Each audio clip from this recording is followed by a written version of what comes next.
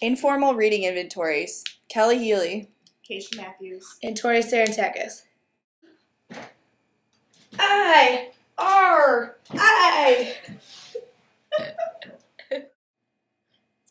The theoretical framework for IRIs.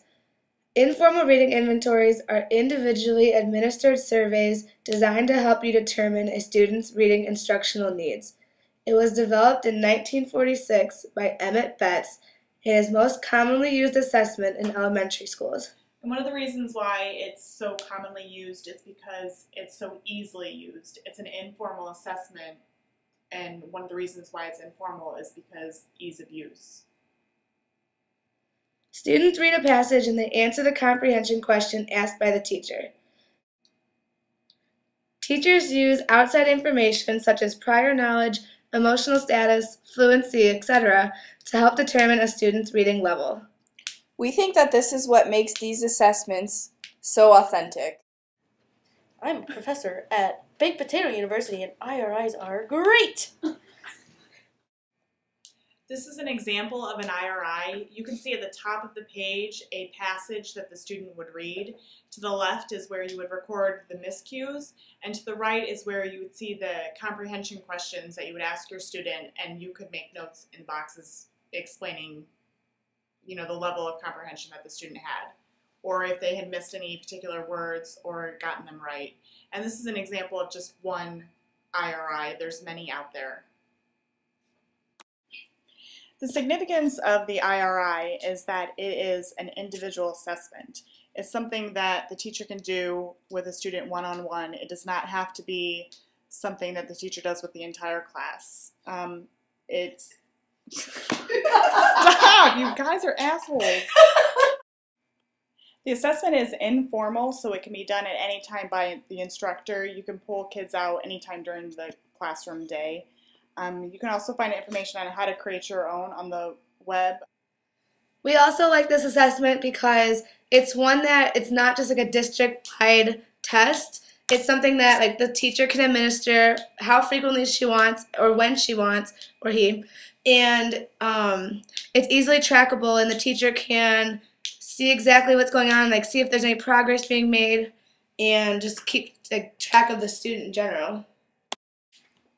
Here's an example of something that I found. It's just talking about creating your own informal reading inventory. It can be something that you do in any different content level class. It doesn't have to be strictly for elementary, and it doesn't have to be strictly for reading either. Authenticity. IRIs are authentic because they can be used daily and provide a more realistic view of the student's current reading level. Authenticity is increased as it allows for outside factors to influence outcome. Few of those factors include teacher discretion and kid watching. Alright, now we have a discussion question for you guys. So, if teachers can take into account outside factors to influence the outcome of an IRI, how would kid watching come into play? Kelly, make sure you pause the video at this point.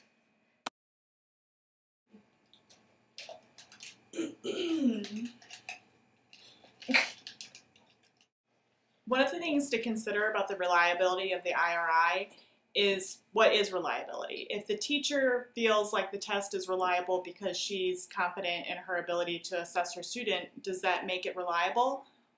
Or is it only reliable if it's measurable by a standardized test?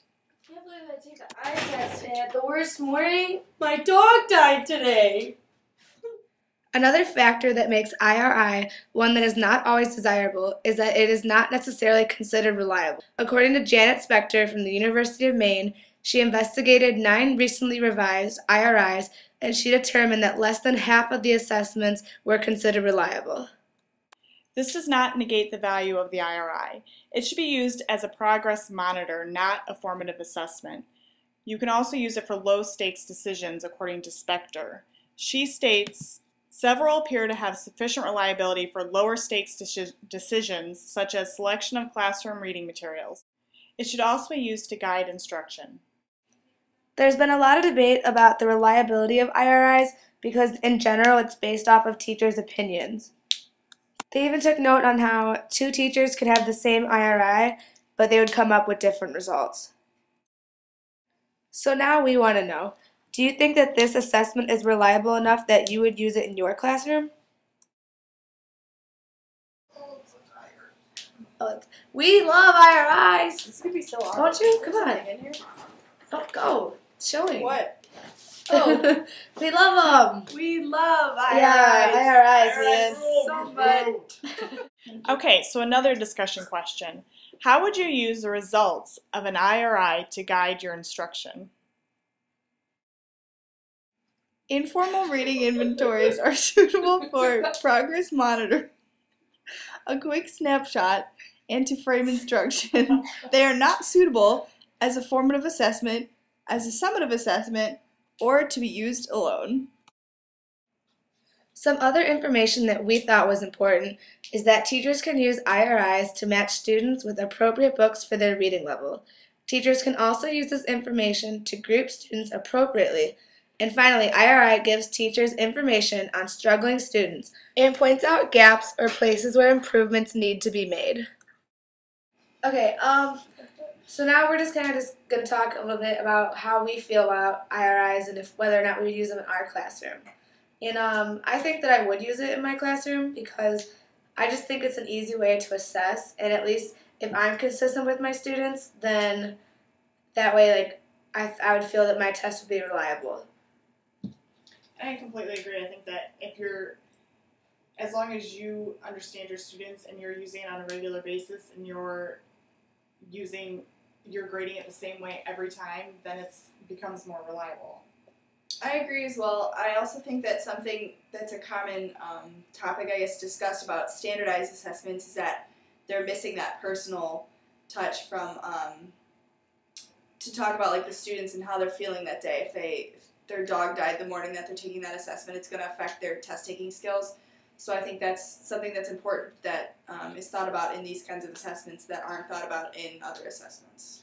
And just in general, like, kids can have, obviously they can have a bad day, but standardized tests don't always, show the kids' full potential. Like, I know that I have never been really good at taking, standardized tests or, the MAPS, ISATs, any of those testings. So, IRIs do give you that personal level that she talked about, and in a way, it may not even be seen as an assessment to the students, so it won't freak them out. Sometimes, ISATs and, any of those big tests do freak kids out sometimes. And I also like how you can make your own. So this isn't something that you have to order online and everybody's doing the same thing. You can actually create it to work for your classroom, work for your subject. You don't have to even do it for reading in elementary school. You can use it for anything. Overall, I think this is something that we all agree is important and maybe even necessary to use in your classroom because it does have that personal aspect. But at the same time, that's also a reason why people don't like IRIs is because they do have that aspect that's not straight data. So.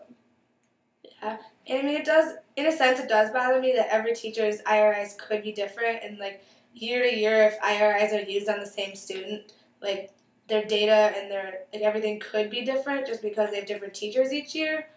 But in general, I don't think that's a huge problem. I think it's better just to do IRIs and get the information from them.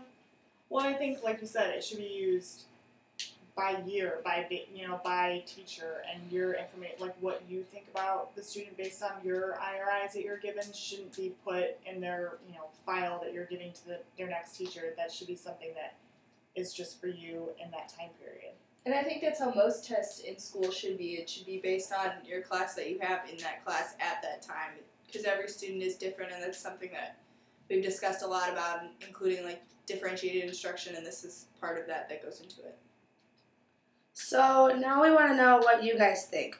Would you guys use IRIs in your classroom? Do you like them? Just kind of give us a little feedback, or at least give Kelly a little feedback on what you think. We love IRIs! From the students themselves. Alright, well, we hope you liked our presentation, and sorry that we couldn't be there, and sorry, Kelly, because you have to watch this right now. Yeah, I should be the only one here. There. But I hope you learned a lot about IRIs, and hopefully you'll use them in the future. Thanks. See you later!